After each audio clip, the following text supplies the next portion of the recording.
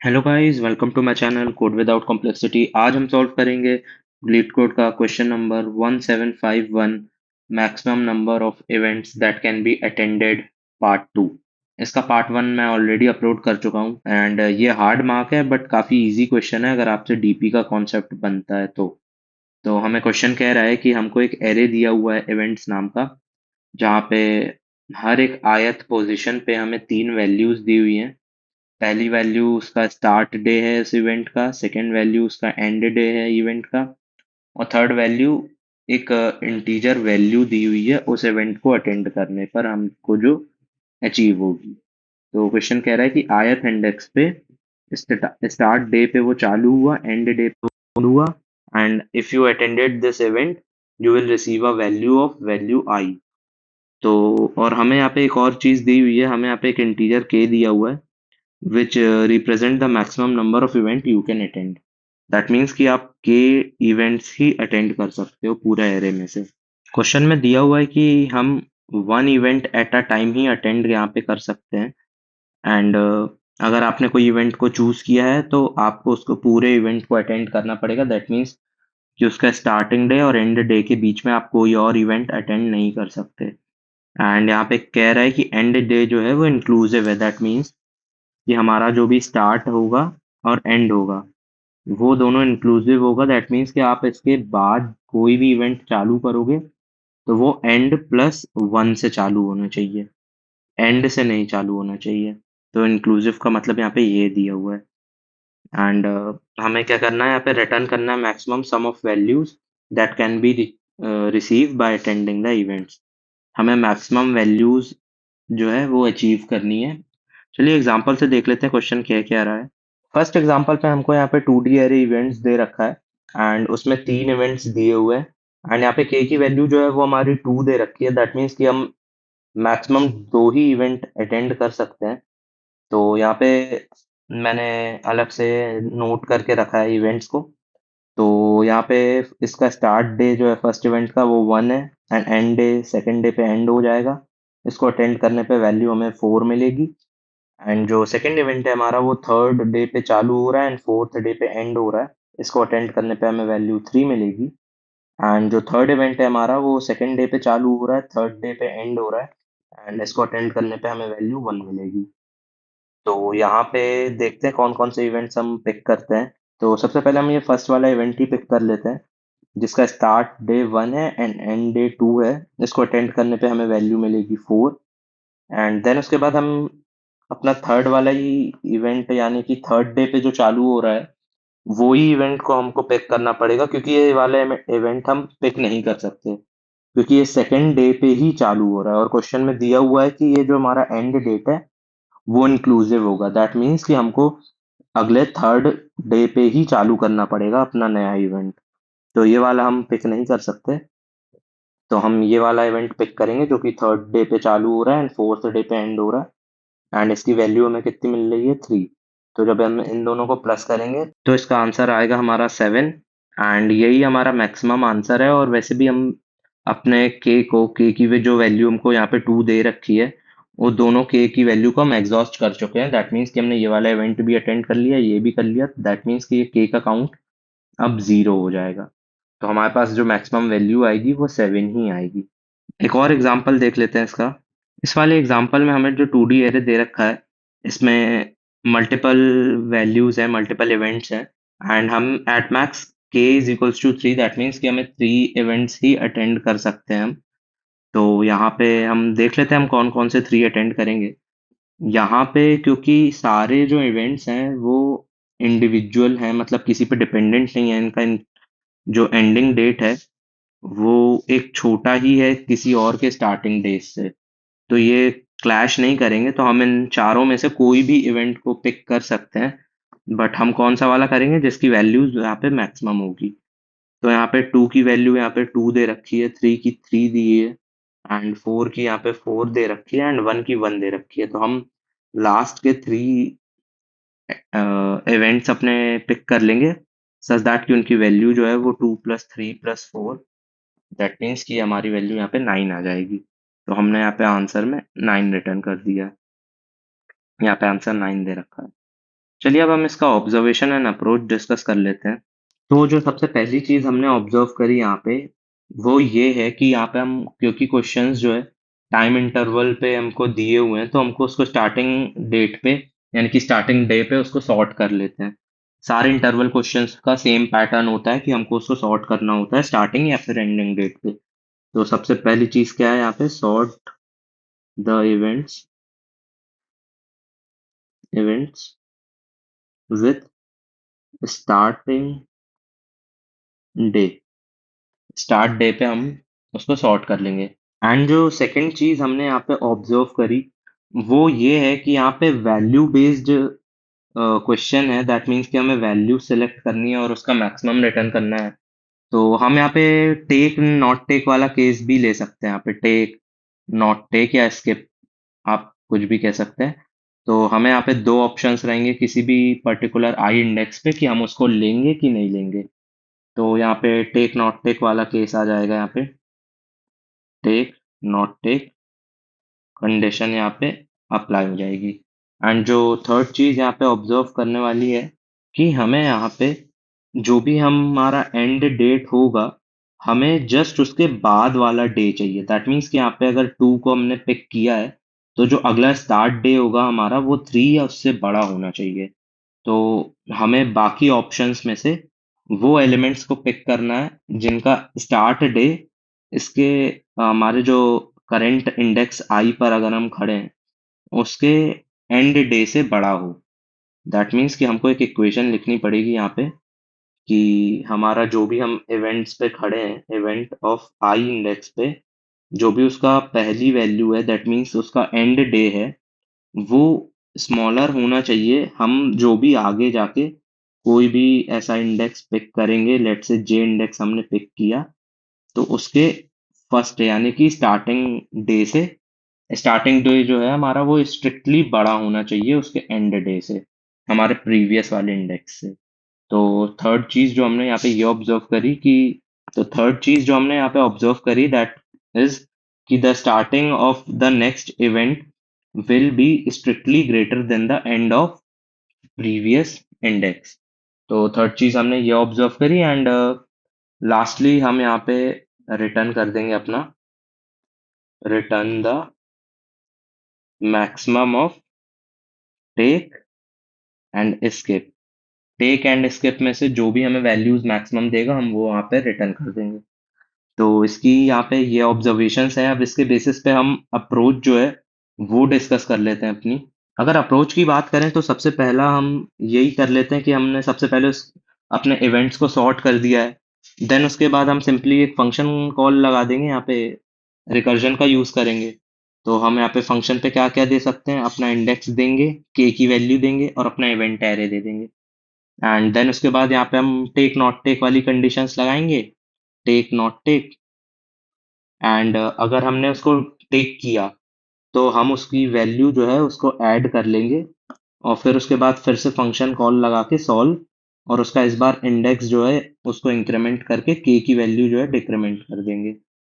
And अगर हमने उसको नहीं लिया तो यहाँ पे इसकी वैल्यू जीरो ऐड हो जाएगी और फिर से हम सॉल्व फंक्शन कॉल करेंगे और इस बार भी इंडेक्स हमारा +1 से इंक्रीमेंट तो होगा बट के हमारा सेम रहेगा। यहाँ पे हमें के को भी मेंटेन करके चलना पड़ेगा। एंड लास्टली हम सिंपली यहाँ पे रिटर्न कर सकते हैं अपना max max of take not take, जो भी हमें मैक्सिमम रिटर्न करेगा वैल्यू, हम उसको यहाँ पे रिटर्न करा देंगे। चलिए अब हम इस अप्रोच का एक बार ट्री डायग्राम बना के चेक कर लेते हैं कि कैसे हम इसको अप्रोच करेंगे इस क्वेश्चन को। तो सबसे पहले हम यहाँ पे एरे हम अपना निकाल लेते हैं। तो यहाँ पे हमको एरे दिया हुआ है। पहला इवेंट जो है हमने इसको सॉर्ट कर दिया है तीनों इवेंट्स को। एंड हमारे पास के की जो वैल्यू है यहाँ पे 2 दे रखी है। तो सबसे पहला इवेंट जो है वो फर्स्ट डे पे चालू होके सेकंड पे एंड हो रहा है। सेकंड इवेंट जो है वो सेकंड डे पे चालू होके थर्ड पे एंड हो रहा है। एंड जो थर्ड इवेंट है वो थर्ड डे पे चालू होके फोर्थ पे एंड हो रहा है। तो अगर हमने इसको टेक किया यहाँ पे, तो हमारे पास वैल्यू में 4 ऐड हो जाएगा। एंड अब हमारा जो इंडेक्स है वो नेक्स्ट इंडेक्स पे पहुंच जाएगा। दैट मीन्स कि यहाँ पे हमारा आई आ जाएगा अब। और अब हम यहाँ पे देखेंगे कि हमको इसको पिक करना है कि नहीं। एंड इसकी जो वैल्यू है वो 1 है। एंड हमने अगर इसको नहीं पिक किया, तो हम सिंपली अपने नेक्स्ट इंडेक्स पे पहुंच जाएंगे जो कि 2,3 वाला इवेंट होगा, एंड यहाँ पे हमारी वैल्यू जो है वो 0 मिल जाएगी हमें। उसी तरह अगर हमने इसको पिक कर लिया यहाँ पे, तो हमारे पास आंसर में 1 ऐड हो जाएगा, एंड हम अगले इंडेक्स पे पहुंच जाएंगे, दैट इज 3,4। एंड अगर हमने इसको पिक नहीं किया तो हम 3,4 पे पहुंच जाएंगे और हमारी ओवरऑल वैल्यू जो है वो 0 हो जाएगी।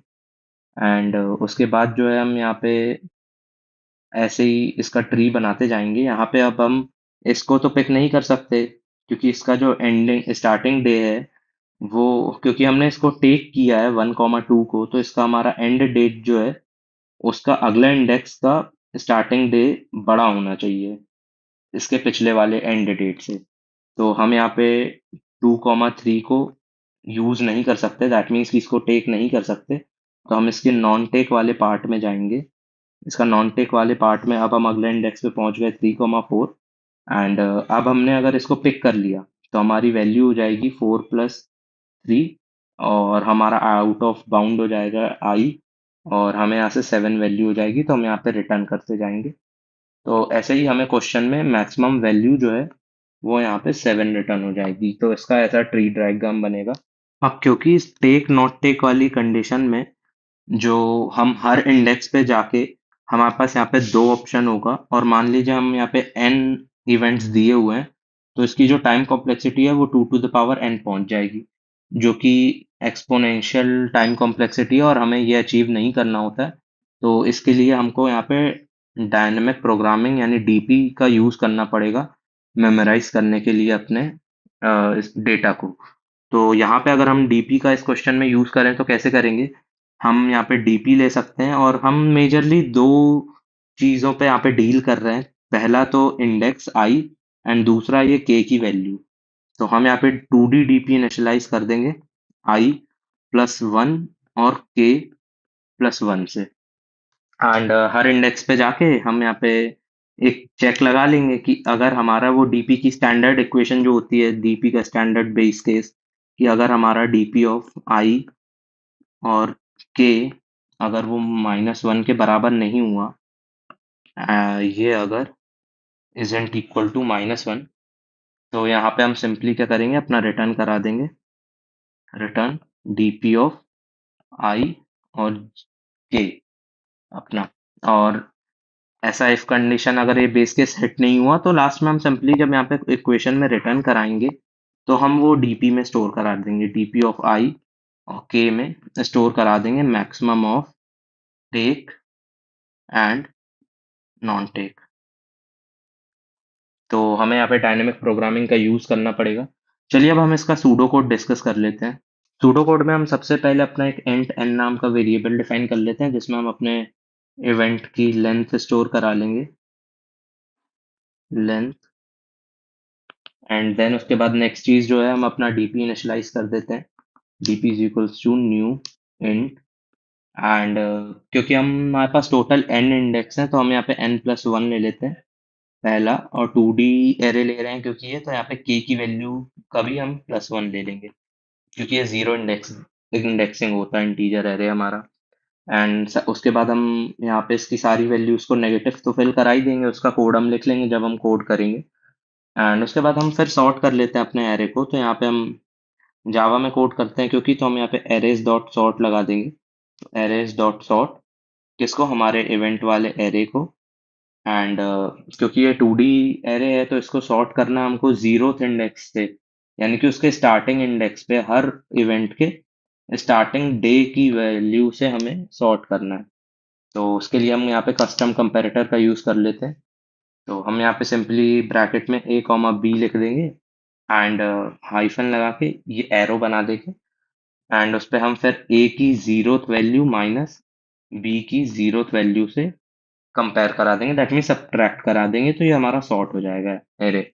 एंड देन इसके बाद हम सिंपली यहाँ पे रिटर्न फंक्शन कॉल करा देंगे, रिटर्न सॉल्व फंक्शन कॉल कर देंगे, जिस पे हम अपना इंडेक्स भेजेंगे 0, के की वैल्यू भेज देंगे, एंड हम अपना इवेंट एरे भेज देंगे। और यहाँ पे हमने जो डीपी इनिशियलाइज किया है, ये हम पब्लिक इनिशियलाइज करा देंगे, ताकि हमको बार बार फंक्शन पे भेजना ना पड़े इसको। एंड अब हम अपना सॉल्व फंक्शन लिख लेते हैं। तो ये पब्लिक सॉल्व यहाँ पे तीन पैरामीटर्स हम रिट्रीव करा रहे हैं। पहला तो इंडेक्स आई, दूसरा है इंट के, एंड तीसरा हमारा इवेंट एरे है।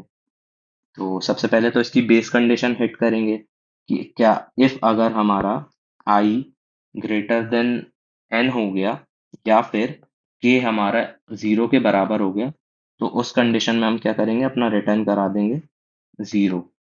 और अगर ऐसा नहीं है, हमारी ये if condition base condition hit नहीं हुई, तो हम अपनी नॉर्मल डीपी की बेस कंडीशन लिख देते हैं। तो इफ डीपी ऑफ आई और के अगर वो बराबर नहीं है -1 के, तो सिंपली क्या करो, यहाँ पे रिटर्न करा दो डीपी ऑफ आई कॉमा के। एंड देन उसके बाद हम यहाँ पे टेक नॉट टेक वाली कंडीशन लिख लेते हैं। तो उससे पहले हम अपना starting day and ending day निकाल लेते हैं उस पर्टिकुलर इंडेक्स के इवेंट से। तो यहाँ पे एक इंट स्टार्ट नाम का वेरिएबल ले लेते हैं, जिसमें हम अपना इवेंट का ith इंडेक्स पे जो भी जीरो वैल्यू होगी वो ले लेंगे। एंड इसी तरह हम अपना एंड निकाल लेंगे, एंड डे वो भी ऐसे ही निकाल लेंगे, इवेंट ऑफ आई। एंड इस पे वन इंडेक्स पे स्टोर होगा एंड वैल्यू। एंड अब हम वैल्यू निकाल लेते हैं कि उस मीटिंग को अटेंड करने पे, इवेंट को अटेंड करने पे हमें कितनी वैल्यू मिली। तो ये हो जाएगा event I of second index पे जो भी स्टोर्ड है वो मिल जाएगा हमें। एंड देन इसके बाद हम यहाँ पे टेक नॉट टेक वाला कंडीशन ले लेते हैं। तो सबसे पहले नॉट टेक ले लेते हैं, तो इंट स्किप लिख लेते हैं इसको। और फिर उसके बाद हम फंक्शन कॉल लगा देंगे सॉल्व, इंडेक्स को इंक्रीमेंट कर देंगे एंड के की वैल्यू सेम रहेगी और अपना इवेंट एरे को भेज देंगे। एंड देन उसके बाद हमको यहाँ पे एक जे इंडेक्स लेना पड़ेगा। यहाँ पे हमें नेक्स्ट इंडेक्स के लिए भी यहाँ पे हमको पहले ही से इस क्वेश्चन में प्रिपरेशन करनी पड़ेगी कि हम जो भी अगला इवेंट लें, उसका जो एंडिंग यानी कि उसका जो स्टार्टिंग डे है वो हमारे प्रीवियस वाले के एंड डेट से बड़ा होना चाहिए। अगले इंडेक्स का स्टार्ट हमारा प्रीवियस के एंड से बड़ा होना चाहिए। तो इसके लिए हमें अभी से इस क्वेश्चन में मतलब उसके बारे में लिखना पड़ेगा। तो सबसे पहले हम एक नेक्स्ट इंडेक्स जो है वो i+1 से चालू करा लेते हैं और एक सिंपल लीनियर सर्च मार लेते हैं फॉर लूप लगा के। For int i is equals j हो जाएगा ये। एंड हमारा जो जे है वो एन तक चलेगा, जे प्लस प्लस। और एक सिंपल बेस कंडीशन हिट करा देते हैं यहाँ पे, इफ अगर हमारा event of J comma zero, that means कि जेथ इंडेक्स यानी कि अगला कोई भी इवेंट जिस पे वैल्यू जीरो है, यानी कि उसका स्टार्टिंग डे तो हमारे एंड से बड़ा हो जाता है। यहाँ पे हमने इस पर्टिकुलर इंडेक्स का एंड स्टोर करके रखा है। तो अगर वो एंड से बड़ा हो जाता है तो उस कंडीशन में हम ब्रेक कर जाएंगे। एंड ब्रेक करके होगा क्या, फॉर लूप से बाहर आ जाएंगे और हमें जे इंडेक्स मिल जाएगा, यानी कि हमें अगला इवेंट मिल जाएगा जिसपे हम सीधा डायरेक्टली जंप कर सकते हैं। हमको सारे इवेंट को एक एक करके वो करने की जरूरत नहीं पड़ेगी, सॉल्व करने की। एंड सिंपली अब हमें जे इंडेक्स मिल गया है, तो हम यहाँ पे इंट टेक वाली कंडीशन लिख देते हैं। तो int take is equals to अपनी वैल्यू ऐड करा देते हैं आंसर में एंड सॉल्व फंक्शन कॉल करा देते हैं। सॉल्व इंडेक्स इंक्रीमेंट करा देंगे, के डिक्रीमेंट करा देंगे एंड अपना इवेंट सेम पास कर देंगे। एंड यहाँ पे आई नहीं भेजेंगे, एक्चुअली हम यहाँ पे सीधा जे इंडेक्स भेजेंगे क्योंकि हमको जे इंडेक्स पे जाना है और यहाँ पे +1 नहीं होगा। तो ये रहा हमारा एक की कंडीशन हो गई और सिंपली यहाँ पे रिटर्न करा देंगे लास्ट में, return DP of i and k is equals to max of take comma skip. तो ये हो गया हमारा सूडो कोड। इसकी टाइम कॉम्प्लेक्सिटी की अगर हम बात करें, तो टाइम कॉम्प्लेक्सिटी जो है हमारी, रिकर्जन कॉल किया हमने और 2D डीपी लिया है, तो इसकी टाइम कॉम्प्लेक्सिटी जो हो जाएगी वो n+1 मल्टीप्लाइड बाय k+1 हो जाएगी। एंड उसके बाद हम एक लीनियर सर्च लगा रहे हैं, तो ये ऑर्डर ऑफ n उसका हो जाएगा। तो ये हमारी यहाँ पे टाइम कॉम्प्लेक्सिटी हो गई। एंड स्पेस कॉम्प्लेक्सिटी भी हमारी O ऑफ n² ही रहेगी। O ऑफ n² भी नहीं, एक्चुअली ये हो जाएगी हमारी n+1 एंड k+1। और ये मल्टीप्लिकेशन में, ये भी यहाँ पे मल्टीप्लिकेशन में होगा, ये हमारी स्पेस कॉम्प्लेक्सिटी हो जाएगी।